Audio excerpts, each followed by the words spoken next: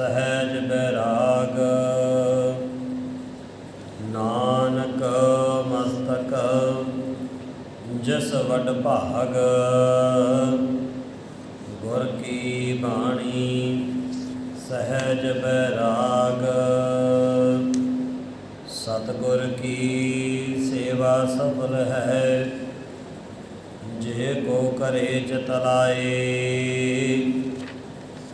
मन चिंध्या फल पावना, होमै विचों जाए। मन चिंध्या फल पावना, होमै विचों जाए।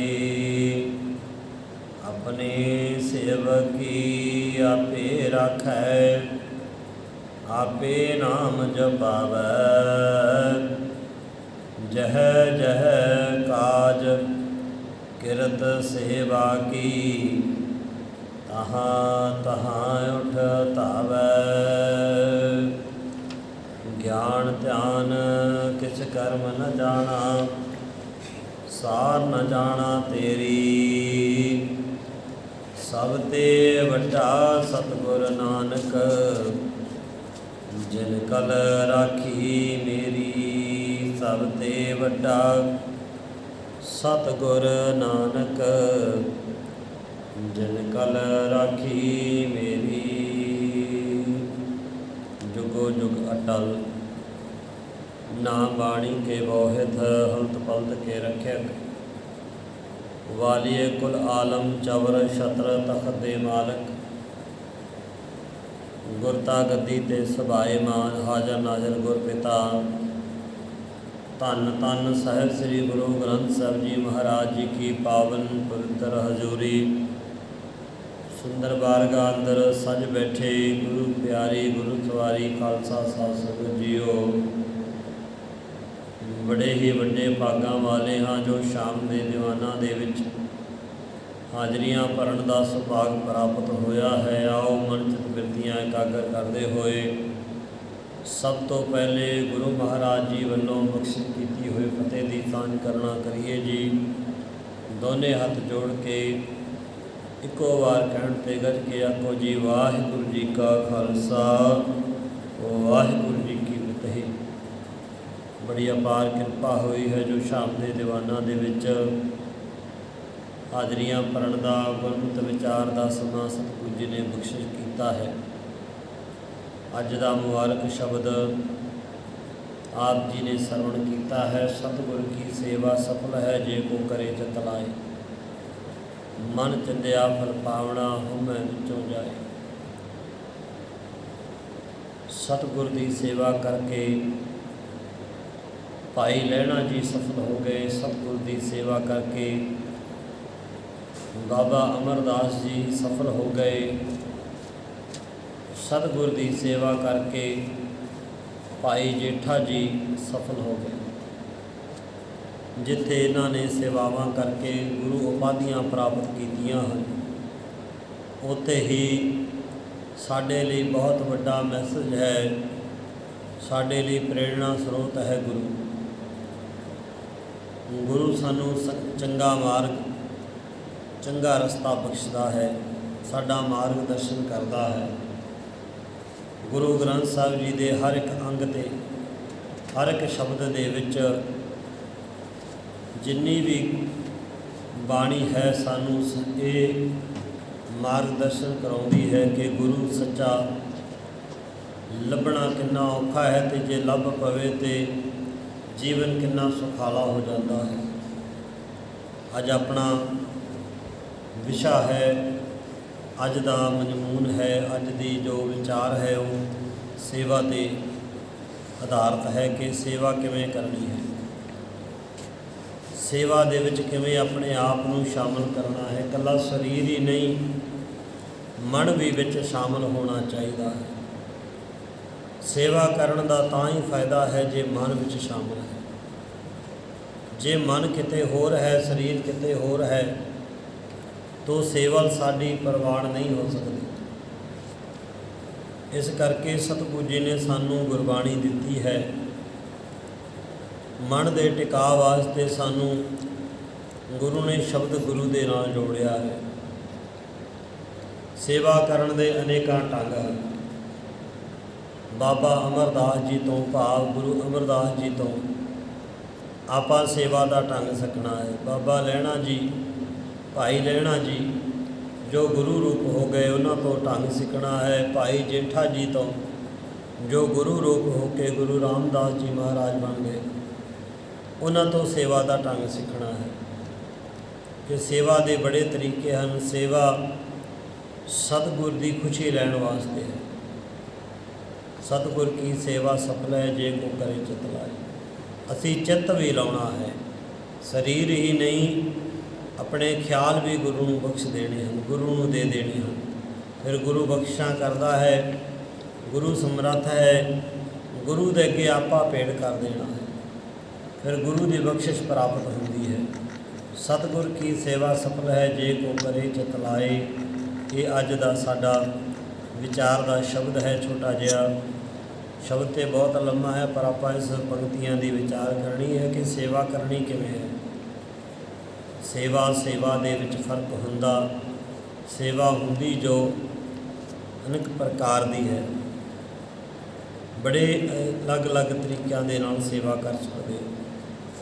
ਗੁਰੂ ਦੀ ਖੁਸ਼ੀ ਲੈਣ ਵਾਸਤੇ ਕੋਈ ਜਪ ਤਪ ਕਰਦਾ ਹੈ, ਕੋਈ ਦਰਬਾਰ ਦੇ ਵਿੱਚ ਝਾੜੂ ਮਾਰਦਾ ਹੈ, ਕੋਈ ਟਾਟ ਝਾੜਦਾ ਹੈ, ਕੋਈ ਪਾਣੀ ਢੋਂਦਾ ਹੈ, ਕੋਈ ਪੱਖਾ ਫੇਰਦਾ ਹੈ, ਕੋਈ ਹੋਰ ਅਨੇਕਾਂ ਤਰ੍ਹਾਂ ਦੀਆਂ। ਪੁਰਾਤਨ ਸਮਿਆਂ ਦੀ ਜੇ ਗੱਲ ਕਰੀਏ ਤਾਂ ਅੱਜ ਵਰਗੇ ਸਾਧਨ ਨਹੀਂ ਸਨ। ਪੁਰਾਤਨ ਸਮਿਆਂ ਦੇ ਵਿੱਚ ਉਦੋਂ ਸੰਗਤਾਂ ਦੇ ਉੱਤੇ ਪੱਖਾ ਚਲਾਉਣ ਦੀ ਸੇਵਾ, ਗੁਰੂ ਦਰਬਾਰ ਦੇ ਵਿੱਚ ਪਾਣੀ ਦੀ ਸੇਵਾ, ਗੁਰੂ ਦੇ ਲੰਗਰਾਂ ਦੀ ਸੇਵਾ, ਗੁਰੂ ਦਰਬਾਰ ਦੀ ਸਾਫ ਸਫਾਈ ਦੀ ਸੇਵਾ, ਔਰ ਇੱਥੋਂ ਤੱਕ ਕਿ ਜਿਹੜੀ ਸੰਗਤ ਆਉਂਦੀ ਸੀ ਉਹਨਾਂ ਨੂੰ ਰਾਤ ਨੂੰ ਵਧੀਆ ਢੰਗ ਨਾਲ ਉਹਨਾਂ ਨੂੰ ਜੀ ਆਇਆਂ ਕਹਿਣਾ, ਉਹਨਾਂ ਦੇ ਸੌਣ ਦਾ ਇੰਤਜ਼ਾਮ ਕਰਕੇ ਦੇਣਾ, ਕਿਉਂਕਿ ਸੰਗਤ ਗੁਰੂ ਰੂਪ ਹੈ।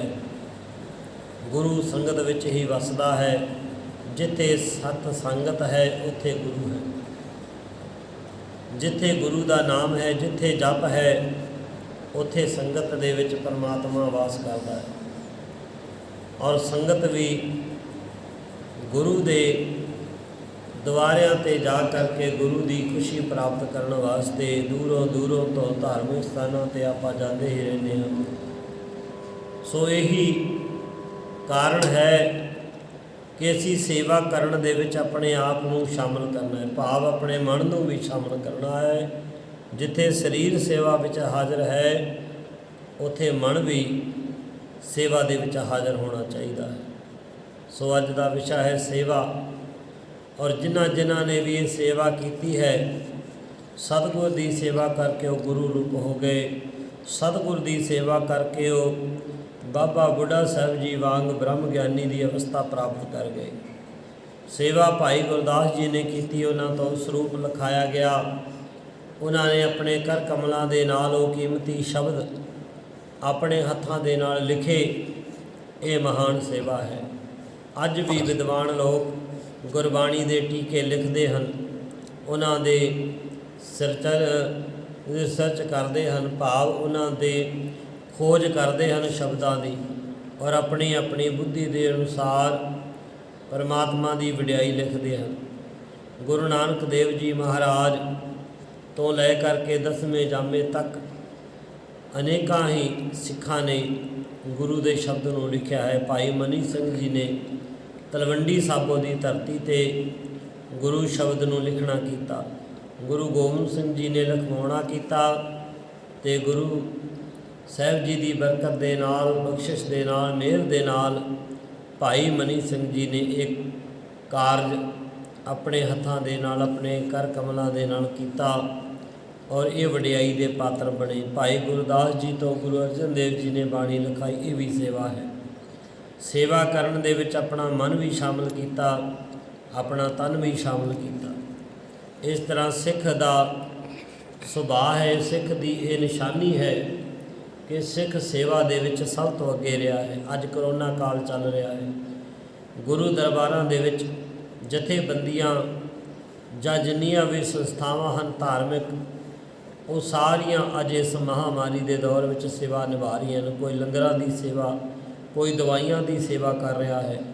ਇਸ ਤਰ੍ਹਾਂ ਅਸੀਂ ਗੁਰੂ ਦੀ ਖੁਸ਼ੀ, ਗੁਰੂ ਦੇ, ਕਿਉਂਕਿ ਗੁਰੂ ਨਾਨਕ ਦੇਵ ਜੀ ਨੇ ਸਾਨੂੰ ਪਹਿਲੇ ਜਾਮੇ ਤੋਂ ਹੀ ਸੇਵਾ ਦਾ ਢੰਗ ਦੱਸ ਦਿੱਤਾ, ਸੇਵਾ ਕਰਨ ਦਾ ਤਰੀਕਾ ਬਖਸ਼ ਦਿੱਤਾ।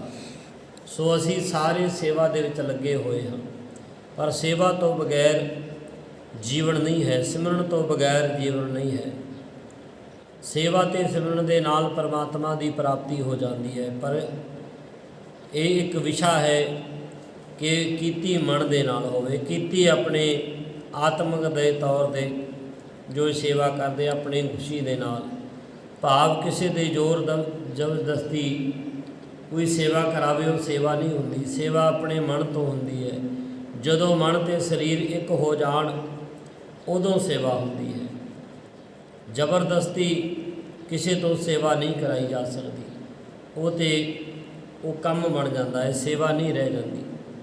ਸੇਵਾ ਕਰਤ ਹੋਏ ਨਿਹਕਾਮੀ ਤਿਸ ਕੋ ਹੋਤ ਪ੍ਰਾਪਤ ਸੁਆਮੀ। ਜਿਨ੍ਹਾਂ ਨੂੰ ਪਰਮਾਤਮਾ ਮਿਲ ਜਾਵੇ, ਜਿਨ੍ਹਾਂ ਨੂੰ ਪਰਮਾਤਮਾ ਦੀ ਖੁਸ਼ੀ ਲੈਣੀ ਹੈ, ਜਿਨ੍ਹਾਂ ਨੇ ਭਾਈ ਉਹ ਸੇਵਾ ਕਰਦੇ ਹਨ। ਸੇਵਾ ਕਰਤ ਹੋਏ ਨਿਹਕਾਮੀ ਤਿਸ ਕੋ ਹੋਤ ਪ੍ਰਾਪਤ ਸੁਆਮੀ।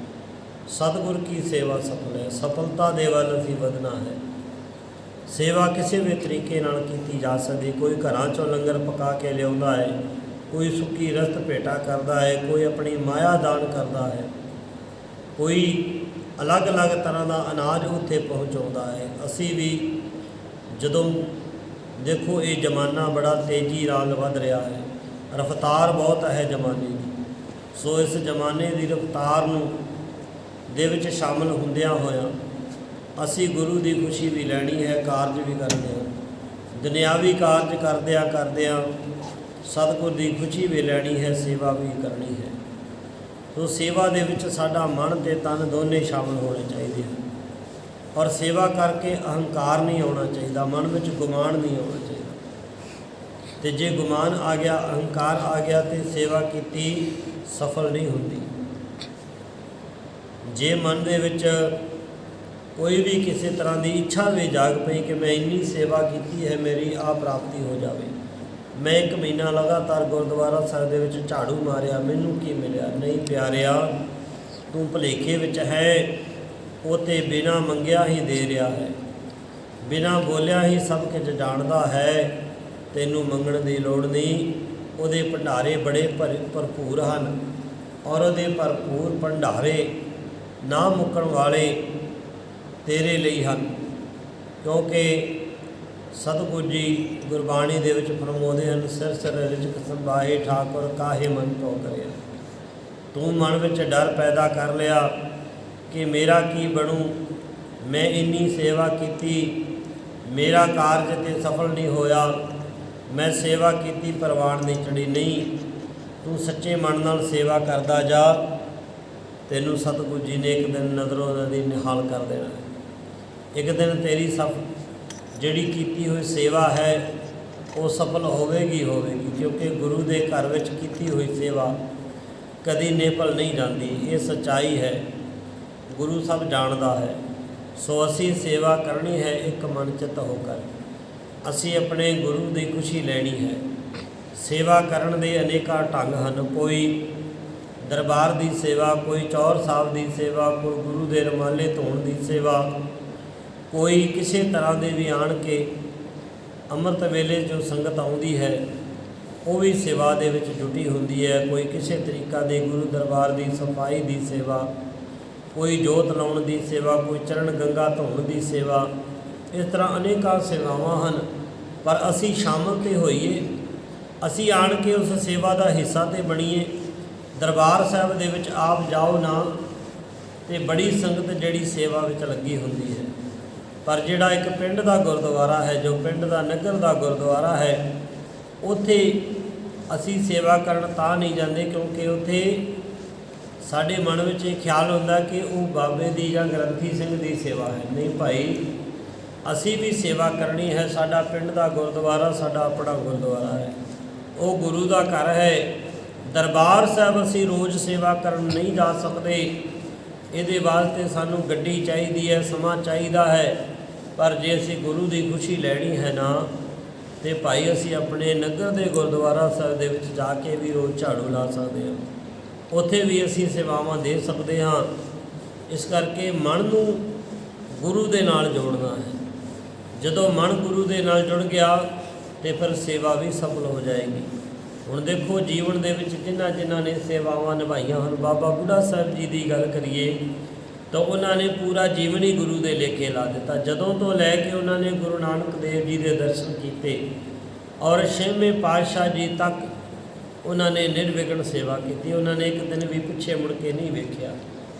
ਭਾਈ ਲਹਿਣਾ ਜੀ ਜਦੋਂ ਤੋਂ ਗੁਰੂ ਨਾਨਕ ਦੇਵ ਜੀ ਦੇ ਚਰਨੀ ਲੱਗੇ, ਉਦੋਂ ਤੋਂ ਲੈ ਕੇ ਗੁਰੂ ਬਣਨ ਤੱਕ ਔਰ ਗੁਰੂ ਸਾਹਿਬ ਜੀ ਦੇ ਹੋਣ ਤੱਕ ਉਹਨਾਂ ਨੇ ਸੇਵਾਵਾਂ ਦੇ ਵਿੱਚ ਪਿੱਛੇ ਨਹੀਂ ਹਟੇ। ਉਹ ਅਨੇਕਾਂ ਤਰ੍ਹਾਂ ਦੀਆਂ ਸੇਵਾਵਾਂ ਗੁਰੂ ਬਣਨ ਤੋਂ ਬਾਅਦ ਵੀ ਉਹ ਸੇਵਾਵਾਂ ਦੇ ਵਿੱਚ ਜੁਟੇ ਰਹੇ ਗੁਰੂ ਘਰ ਦੀਆਂ।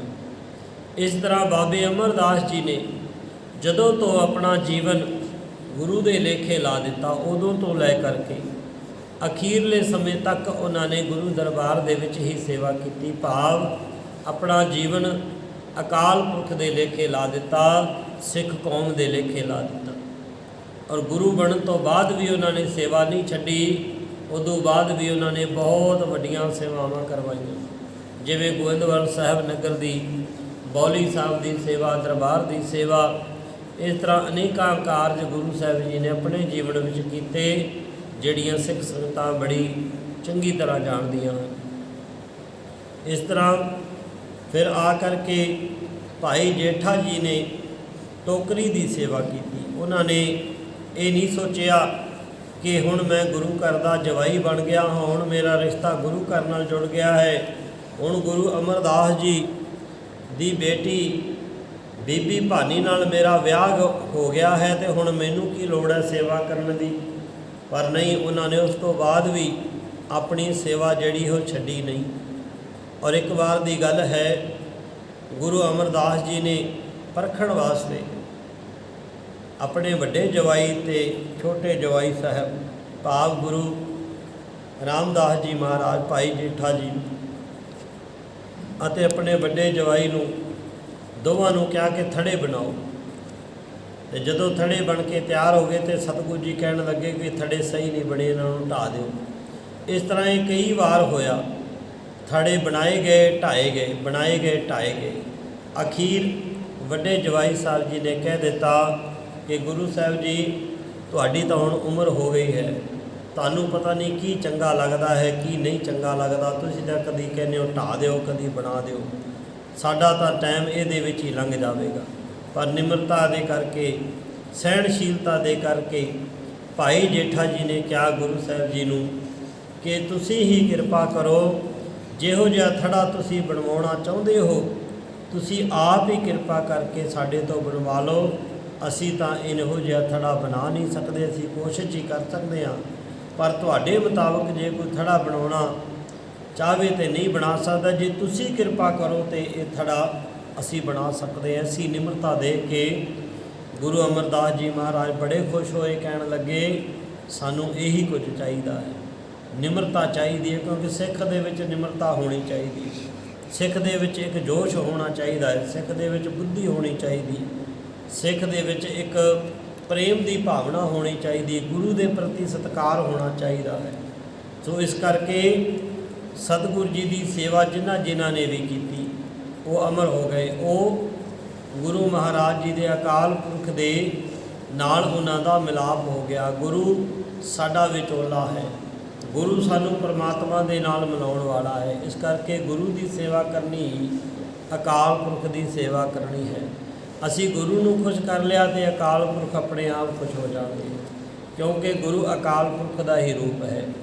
ਸ਼ਬਦ ਗੁਰੂ ਦੀ ਅਸੀਂ ਪੂਜਾ ਕਰਦੇ ਹਾਂ, ਘਰਾਂ ਵਿੱਚ ਸਤਿਕਾਰ ਦੇ ਨਾਲ ਲੈ ਕੇ ਜਾਂਦੇ ਹਾਂ। ਜੇ ਉੱਥੇ ਜਾ ਕੇ ਅਸੀਂ ਗੁਰਬਾਣੀ ਨੂੰ ਚੰਗੀ ਤਰ੍ਹਾਂ ਸੁਣ ਲਈਏ, ਇਹ ਵੀ ਸੇਵਾ ਹੈ। ਔਰ ਜਿੱਥੇ ਅਸੀਂ ਗੁਰਬਾਣੀ ਸੁਣਨੀ ਹੈ ਤੇ ਜੇ ਅਸੀਂ ਗੁਰੂ ਦਾ ਸ਼ਬਦ ਮੰਨ ਲਈਏ, ਭਾਵ ਮਨ ਵਿੱਚ ਵਸਾ ਲਈਏ, ਆਪਣਾ ਚੁਗਿਰਦਾ, ਆਪਣਾ ਅੰਦਰ ਆਪਣੇ ਖਿਆਲ ਬਦਲ ਦਈਏ ਗੁਰੂ ਦੇ ਮੁਤਾਬਕ, ਤੇ ਇਹ ਵੀ ਸੇਵਾ ਹੈ। ਫਿਰ ਸਾਡਾ ਪਾਠ ਕਰਾਇਆ, ਸਾਡਾ ਜਪਜੀ ਸਾਹਿਬ ਪੜ੍ਹਾਇਆ, ਸਾਡੇ ਸੁਖਮਨੀ ਸਾਹਿਬ ਕਰਾਏ ਵੀ ਸਫਲ ਹੋ ਜਾਣਗੇ। ਨਹੀਂ ਤੇ ਭਾਈ ਹੁਕਮ ਮੰਨੇ ਹੋਵੇ ਪ੍ਰਵਾਨ ਤਾਂ ਖਸਮੇ ਕੰਮ ਹੱਲ ਪਾਏ ਸੀ। ਜੇ ਅਸੀਂ ਗੁਰੂ ਦਾ ਹੁਕਮ ਮੰਨਾਂਗੇ ਤੇ ਅਕਾਲ ਪੁਰਖ ਦੀ ਖੁਸ਼ੀ ਪ੍ਰਾਪਤ ਹੋਵੇਗੀ। ਸੋ ਇਸ ਕਰਕੇ ਸਤਿਗੁਰੂ ਜੀ ਮਿਹਰ ਕਰਨ, ਅਸੀਂ ਗੁਰੂ ਦੀ ਖੁਸ਼ੀ ਲੈਣੀ ਹੈ, ਗੁਰੂ ਦੀ ਸੇਵਾ ਕਰਨੀ ਹੈ। ਸਤਿਗੁਰ ਕੀ ਸੇਵਾ ਸਫਲ ਹੈ, ਸਾਡਾ ਜੀਵਨ ਵੀ ਸਫਲ ਹੋ ਜਾਏਗਾ।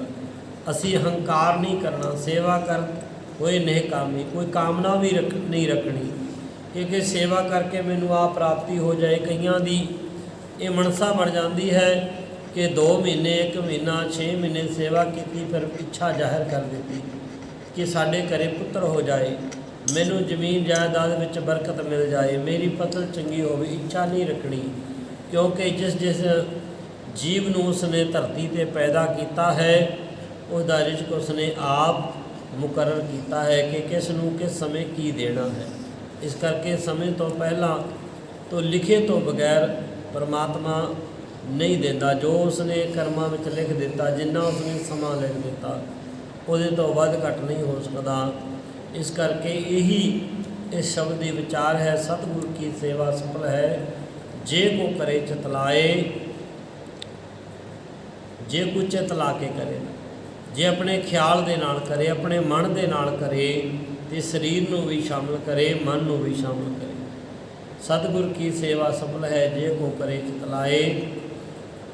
ਮਨ ਚਿੰਦਿਆ ਫਲ ਪਾਵਣਾ। ਮਨ ਚਿੰਦਿਆ ਫਲ ਦਾ ਅਰਥ ਹੈ ਜੋ ਵੀ ਸਤਿਗੁਰ ਜੀ ਸਾਨੂੰ ਦੇਣਾ ਚਾਹੁੰਦੇ ਹਨ, ਜੋ ਵੀ ਸਾਡੀ ਇੱਛਾ ਹੈ, ਉਹ ਸਤਿਗੁਰ ਜੀ ਸਾਨੂੰ ਇੱਛਾ ਤੋਂ ਬਗੈਰ ਹੀ ਦੇ ਰਹੇ ਹਨ। ਮਨ ਚਿੰਦਿਆ, ਮਨ ਦੇ ਵਿੱਚ ਜਿਹੜੀ ਅਸੀਂ ਮੰਗ ਰੱਖਣੀ ਹੈ, ਸਤਿਗੁਰ ਜਦੋਂ ਖੁਸ਼ ਹੋ ਜਾਵੇ ਤਾਂ ਮਨ ਦੀ ਮੰਗ ਵੀ ਪੂਰੀ ਹੋ ਜਾਂਦੀ ਹੈ। ਪਰ ਅਸੀਂ ਮੰਗਣਾ ਗੁਰੂ ਨੇ ਹੋਏ, ਬਿਨ ਤੁਧ ਹੋਰ ਜੇ ਮੰਗਣਾ ਸਿਰ ਦੁੱਖਾਂ ਕੇ ਦੁੱਖ, ਦੇਹੋ ਨਾਮ ਸੰਤੋਖੀਆ ਉਤਰੈ ਮਨ ਕੀ ਭੁੱਖ। ਮਨ ਦੀ ਭੁੱਖ ਤੇ ਪਈ ਨਾਮ ਨਾਲ ਹੀ ਉਤਰ ਸਕਦੀ ਹੈ।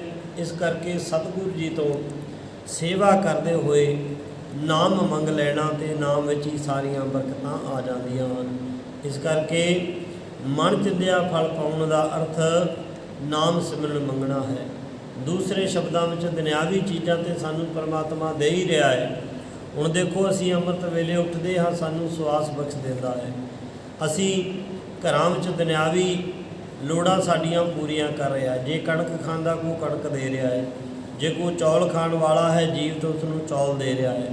ਜਿਸ ਤਰ੍ਹਾਂ ਦੀ ਕਿਸੇ ਨੂੰ ਭੁੱਖ ਲੱਗਦੀ ਹੈ ਉਸ ਤਰ੍ਹਾਂ ਦਾ ਉਹ ਰਿਜ਼ਕ ਵੀ ਮੁਹੱਈਆ ਕਰਾਉਂਦਾ ਹੈ। ਇਸ ਕਰਕੇ ਜੀਵਾਂ ਦੀ ਜੀਵਨ ਦੇ ਅਨੁਸਾਰ ਹੀ ਰਿਜ਼ਕ ਮਿਲਦਾ ਹੈ। ਹੁਣ ਸਾਨੂੰ ਵੀ ਦੇਖੋ, ਅਸੀਂ ਖੇਤਾਂ ਵਿੱਚ ਅਨਾਜ ਬੀਜਦੇ ਹਾਂ, ਅਨੇਕਾਂ ਤਰ੍ਹਾਂ ਦਾ ਅਨਾਜ ਹੈ, ਔਰ ਉਸੇ ਦੀ ਬਰਕਤ ਸਾਨੂੰ ਪਰਮਾਤਮਾ ਦਿੰਦਾ ਹੈ, ਕਿਉਂਕਿ ਅਸੀਂ ਉਹਦਾ ਨਾਮ ਲੈ ਕੇ ਬੀਜਦੇ ਹਾਂ, ਅਸੀਂ ਉਹਦਾ ਓਟ ਆਸਰਾ ਲੈ ਕੇ ਬੀਜਦੇ ਹਾਂ। ਫਿਰ ਉਹਦੇ ਵਿੱਚੋਂ ਅਸੀਂ ਦਸਵੰਧ ਕੱਢਦੇ ਹਾਂ, ਉਹਦੇ ਵਿੱਚੋਂ ਗੁਰੂ ਦੀਆਂ ਬਿਲਡਿੰਗਾਂ ਬਣਦੀਆਂ ਹਨ, ਉਹਦੇ ਵਿੱਚੋਂ ਗੁਰੂ ਦੇ ਦਰਬਾਰ ਦੀਆਂ ਸੇਵਾਵਾਂ ਨਿਕਲਦੀਆਂ ਹਨ। ਸੇਵਾਵਾਂ ਦੇ ਵਿੱਚ ਹਿੱਸੇ ਪੈਂਦੇ ਹਨ, ਕੋਈ ਆਪਣੀ ਮਾਇਆ ਭੇਟ ਕਰਦਾ, ਕੋਈ ਅਨਾਜ ਭੇਟ ਕਰਦਾ ਹੈ। ਅਤੇ ਇਹ ਅਲੱਗ-ਅਲੱਗ ਸੇਵਾਵਾਂ ਹਨ। ਕਿਸੇ ਵੀ ਵਿਸ਼ੇ ਦੀ ਸੇਵਾ ਆਪਾਂ ਕਰ ਸਕਦੇ ਹਾਂ। ਹੁਣ ਜਿੰਨੀ ਵੀ ਕੋਈ ਸੇਵਾ ਕਰਦਾ, ਉਨਾ ਹੀ ਉਸ ਨੂੰ ਨਾਮ ਦਾ ਧਨ ਸਤਿਗੁਰੂ ਜੀ ਬਖਸ਼ੀ ਜਾਂਦੇ ਹਨ। ਤੋ ਇਸ ਕਰਕੇ ਸੇਵਾ ਜਿਹੜੀ ਹੈ ਉਹ ਨਿਸ਼ਕਾਮਤਾ ਹੋਣੀ ਚਾਹੀਦੀ ਹੈ, ਕੋਈ ਇੱਛਾ ਨਹੀਂ ਰੱਖਣੀ। ਇੱਛਾ ਰੱਖਣੀ ਹੈ ਤੇ ਨਾਮ ਦੀ।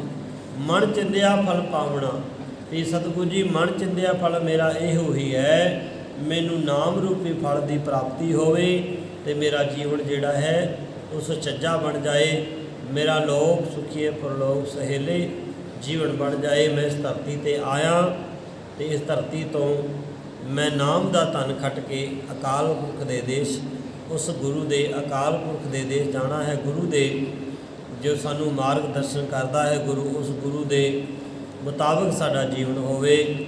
ਅੱਜ ਗੁਰੂ ਅਮਰਦਾਸ ਜੀ ਮਹਾਰਾਜ ਜੀਆਂ ਦਾ ਅਵਤਾਰ ਪੁਰਬ ਦਿਹਾੜਾ ਹੈ। ਸੋ ਇਸ ਅਵਤਾਰ ਦਿਹਾੜੇ ਦੀਆਂ, ਗੁਰੂ ਅਮਰਦਾਸ ਜੀ ਮਹਾਰਾਜ ਜੀ ਦੀਆਂ ਅਵਤਾਰ ਦਿਹਾੜੇ ਦੀਆਂ ਆਪ ਸੰਗਤਾਂ ਨੂੰ ਲੱਖ ਲੱਖ ਵਧਾਈਆਂ, ਕਿਉਂਕਿ ਸਤਿਗੁਰੂ ਜੀ ਸੇਵਾ ਦੇ ਪੁੰਜ ਸਨ। ਉਹਨਾਂ ਨੇ ਦੂਸਰੇ ਗੁਰੂ ਦੀ ਸੇਵਾ ਕੀਤੀ ਅਤੇ ਉਹ ਗੁਰੂ ਰੂਪ ਹੋ ਗਏ। ਪਹਿਲੇ ਗੁਰੂ ਦੀ ਸੇਵਾ ਭਾਈ ਲਹਿਣਾ ਜੀ ਨੇ ਕੀਤੀ, ਗੁਰੂ ਰੂਪ ਹੋ ਗਏ। ਔਰ ਗੁਰੂ ਅਮਰਦਾਸ ਜੀ ਮਹਾਰਾਜ ਜੀਆਂ ਦੀ ਸੇਵਾ ਭਾਈ ਜੇਠਾ ਜੀ ਨੇ ਕੀਤੀ ਤੇ ਉਹ ਗੁਰੂ ਰੂਪ ਹੋ ਗਏ। ਅਸੀਂ ਵੀ ਸੇਵਾ ਕਰਕੇ ਗੁਰੂ ਦੀ ਖੁਸ਼ੀ ਲੈ ਕੇ ਚੰਗੇ ਗੁਰਸਿੱਖ ਬਣਨਾ ਹੈ। ਇਹੀ ਸਾਡੇ ਜੀਵਨ ਦਾ ਮਨੋਰਥ ਹੈ। ਸਤਿਗੁਰ ਕੀ ਸੇਵਾ ਸਫਲ ਹੈ, ਜੇ ਕੋ ਕਰੇ ਚਿਤ ਲਾਏ। ਮਨ ਚਿੰਦਿਆ ਫਲ ਪਾਵਣਾ, ਵਿੱਚੋਂ ਹਉਮੈ ਜਾਏ।